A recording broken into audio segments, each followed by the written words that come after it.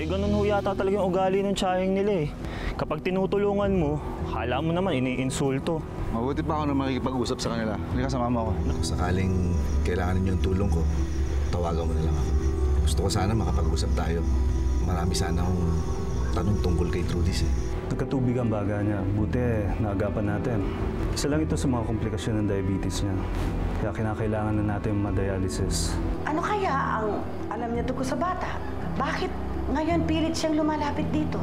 Baka naman hukunin niya sa atin si Trudis.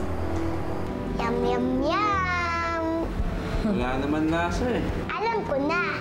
Isipin mo na lang, birthday mo. Isipin mo na lang, madami tayong handa. Bakit pa kayo nagpunta dito? Ano ba talaga ang kailangan niyo sa amin? Isang tanong lang. Anak ko ba si Trudis?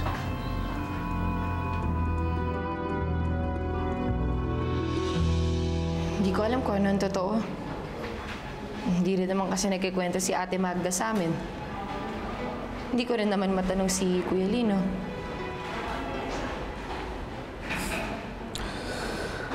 Malakas ang kutob ko. Anak ko si Trudis. Gusto ko makausap si Lino. Siya lang makakapagsabi ng totoo sa akin. Sandali. Pwede ba huwag niyo na lang munang kausapin si Kuya Lino? Maawa naman kayo sa pinsan ko. May sakit na siya. Kaya hindi na niya dapat hinaharap yung mga ganitong bagay ngayon. Hindi ko siya dapat tinalikuran noon. Nagduwag ako. Ilang beses ko rin sinubukan sulatan si Magda. Nagpadala rin ako ng pera. Pero lahat yung bumalik sa akin eh. Ang alam ko nga, lumayo na siya ng tuluyan eh. Sinumpa pa niya sa akin na hindi ko na raw makikilala ang anak ko. At mula nun, hindi niyo na sila hinahanap ulit? Eh, anong klase ka naman palang ama?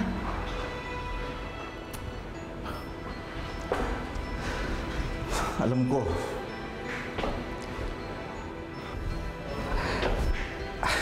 Ang laki ng pagkukulang ko eh. Pero, nagbago na ako. Handa na akong harapin ang responsibilidad ko. Anong ibig niyo sabihin? Kukunin niyo si Trudis sa amin? Sisirain niyo ang pamilya ng pinsan ko? Hindi ako nandito para manggulo. May sarili na rin akong pamilya. Ang gusto ko lang ay makilala ng gusto si Trudis. Gusto ko makatulong. Gusto ko maibigay sa kanya mga hindi ko naibigay dati. Karapatan ko naman yung bilang ama, hindi ba? Aayusin ko ang buhay namin. Sana, hayaan mo magawa ko yun.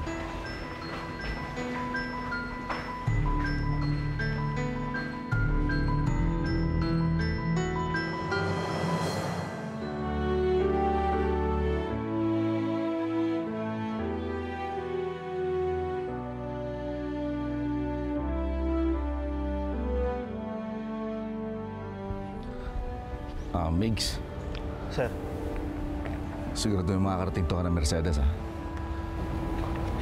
At huwag na huwag mo sasabihin sa iba.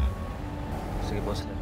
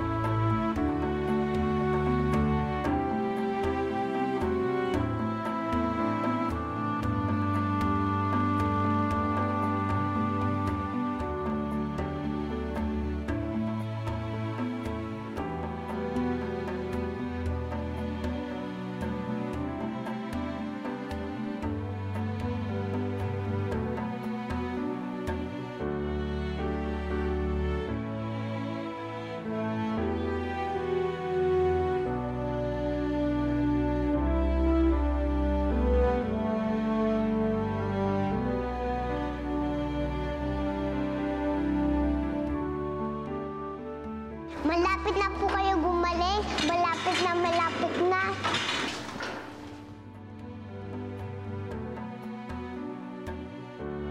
Kuya, huwag mo na muna isipin ang mga gastusin, ha? May nagmamagandang loob kasi sa atin.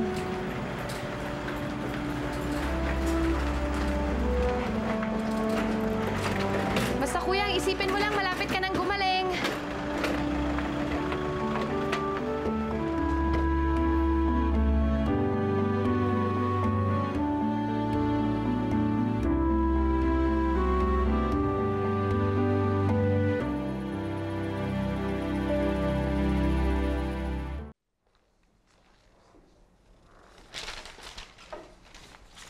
Ano to?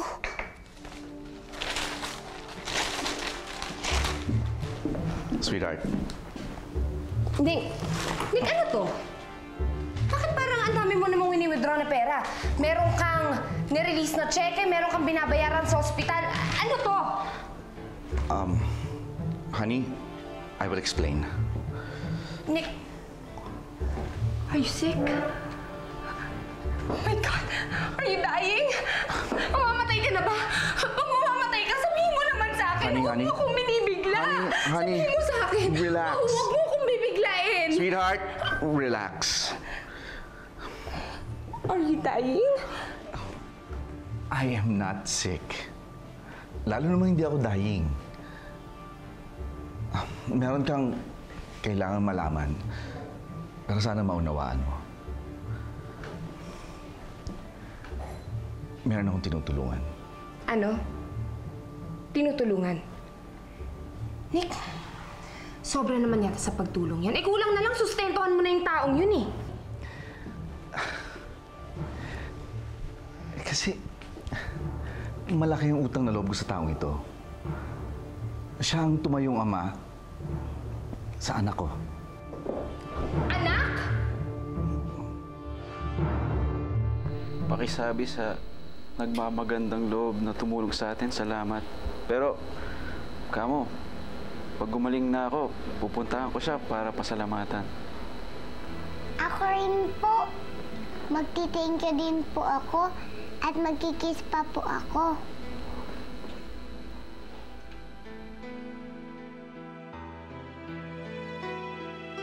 Anak? Nick, may anak ka sa labas? How dare you? Honey, let me explain. Nangyari ito bago pa tayo nagkakilala. Hindi naman kita pinagtaksilan eh. Wala akong pakialam. Nilihim mo pa rin sa akin.